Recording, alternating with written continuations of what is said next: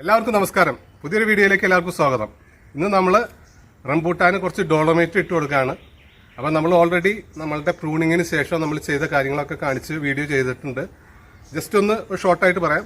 പ്രൂണിങ്ങിന് ശേഷം നമ്മൾ ഡോളോമേറ്റ് ചെയ്ത് അതിനുശേഷം നമ്മൾ ജൈവവളം ചെയ്തു. അതിനുശേഷം NPKയും പോളിഹാലൈറ്റും ഇട്ട് കൊടുത്തു. പിന്നെ നമ്മളിപ്പോൾ ചെയ്യാൻ പോകുന്നത് 15 ദിവസത്തിന് 10-20 ദിവസമായി. അപ്പോൾ ഇപ്പം മണ്ണൊക്കെ നല്ല മഴയൊക്കെ പെയ്ത് കെമിക്കൽ വളം ചെയ്ത് കഴിയുമ്പോൾ ആ പൊതുവെയുള്ള ആ സ്വഭാവം ഒന്നുകൂടി മാറും, ഒരു അസിഡിറ്റിക് ലെവലിലേക്ക് മാറി വരും. അപ്പോൾ നമുക്കത് ക്ലിയർ ചെയ്യണം. അപ്പോൾ അതിനുവേണ്ടി ഒരു പ്രാവശ്യം കൂടി നമുക്ക് ഡോളമേറ്റ് അപ്ലൈ ചെയ്ത് കൊടുക്കാം. അപ്പോൾ ഡോളമേറ്റ് നമ്മളൊരു 5 തുടങ്ങി 6 വർഷമൊക്കെ ആയ മരങ്ങൾക്ക് ഒരു 700 ഗ്രാം ഡോളമേറ്റ് ഇപ്പോൾ ചെയ്ത് കൊടുക്കാം. ഇതിപ്പോൾ ഒക്ടോബർ 26 ആയിട്ടുണ്ട്. അപ്പോൾ ഇന്ന് നമ്മളിപ്പോൾ ഡോളമേറ്റ് അപ്ലൈ ചെയ്യാൻ പോവാണ്. അതിനുശേഷം നമ്മൾ ഒരു 15 ദിവസത്തിന് ശേഷം നമ്മൾ പിന്നെ പൊട്ടാഷ് വളങ്ങളാണ് ചെയ്തു കൊടുക്കുന്നത്. അപ്പോൾ ഒക്ടോബർ കഴിഞ്ഞ് കഴിഞ്ഞാൽ നവംബറിലേക്ക് വന്നു കഴിഞ്ഞാൽ പിന്നെ NPK ആരും ചെയ്യാൻ നിൽക്കണ്ട. കാരണം മരം തഴച്ച് വളർന്നു പോകും. അപ്പോൾ നമുക്ക് കറക്റ്റ് സമയത്ത് പൂത്ത് കിട്ടാനും ഒക്കെ സാധ്യത കുറവാണ്, പൂക്കാനൊക്കെ സാധ്യത കുറവ് വരും. അപ്പോൾ അതുകൊണ്ട് എല്ലാവരും ഈ ഒക്ടോബറിൽ തന്നെ അത് NPK വളങ്ങളൊക്കെ ചെയ്ത് തീർക്കുക. നവംബറിലേക്ക് കടന്നു കഴിഞ്ഞാൽ നമ്മൾ പൊട്ടാഷ് കൊടുക്കുക. പിന്നെ അതിനുശേഷം എല്ലാം സ്പ്രേയിങ് ആണ്, മേളിലേക്കുള്ള സ്പ്രേയിങ് മാത്രമായിട്ട് ചുരുക്കും. അപ്പോൾ നമ്മൾ പിന്നെ ഡിസംബർ ജനുവരി അങ്ങനെയുള്ള സമയങ്ങളിൽ SOP കാര്യങ്ങൾ മൈക്രോന്യൂട്രിയൻസ് ഒക്കെ അടിച്ചു കൊടുക്കാം. അപ്പോൾ ഡോളമേറ്റ് ശരിക്കും അതിൽ അടങ്ങിയിരിക്കുന്ന കാര്യങ്ങൾ ജസ്റ്റ് ഇതിൽ നോക്കിയാൽ നിങ്ങൾക്ക് കാണാം. കണ്ടൻസ് ഇത് കാൽഷ്യം ആണ്, 80 തുടങ്ങി 90% വരെ കാൽഷ്യം ഉണ്ട് നമുക്ക്.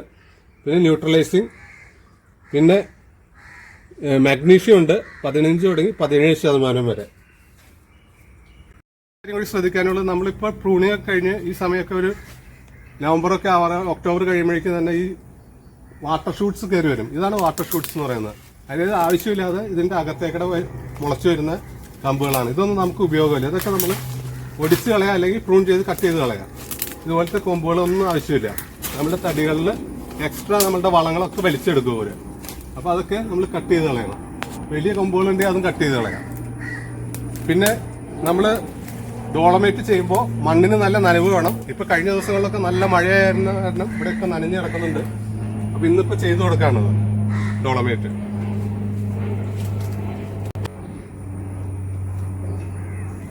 തൂളി കൊടുക്കുക.